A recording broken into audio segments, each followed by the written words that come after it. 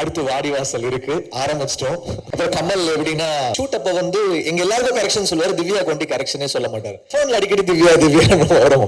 அப்பதான் தெரிஞ்சது அவள் வைஃப் பேரும் திவ்யா பாரதின்னு.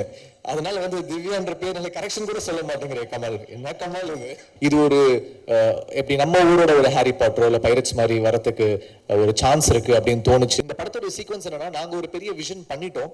ஆனா இதை ஃபிலிம் லாங்குவேஜ்க்குள்ள ஒரு ஃபிலிம்குள்ள நம்ம எடுத்துட்டு வரதுன்றது ரொம்ப கஷ்டமான விஷயம். ஸோ இந்த ஹைட்ராலிக்ஸை வச்சு இவ்வளோ பெரிய செட்டில் அந்த அந்த வேவ்ஸ் எல்லாத்தையும் கிரியேட் பண்ணி கொண்டு வந்தது ஒரு பெரிய சேலஞ்ச். டெஃபினட்டாக அவருக்கு நிறைய அவார்ட்ஸ் அந்த படத்துக்கு கிடைக்கும் அப்படின்னு நான் நம்புறேன் மூர்த்தி சார். அண்ட் அந்த பட்ஜெட்குள்ள கொண்டு வரதும் பெரிய கஷ்டம். அதை வந்து நாங்கள் ரொம்ப அவரை வந்து ஸ்குவீஸ் பண்ணி கொடுங்கன்னு அவரை வந்து ரேஜ் ஆக்கி அவர் டென்ஷன் ஆகி கதறி அதை எங்களுக்கு பண்ணி கொடுத்தாரு. எல்லாரையும் அதை ரொம்ப சாதாரணமாக பேசுவார், ஆனால் ஓட்டிகிட்டே இருப்பாரு. திவ்யாவும் ரொம்ப இன்னசென்ட்டாக அதெல்லாம் கேட்டுகிட்டே இருக்கும். ஆனால் எங்களுக்குலாம் நாங்களாம் சிரிச்சிட்டு இருப்போம். அதுக்கப்புறம் தான் அதை ரியலைஸ் பண்ணோம், என்ன சிரிக்கிறாங்க அப்படின்னு. அந்த மாதிரி ஒரு ஹியூமர் டிஞ்ச் ஆண்டனிக்கு.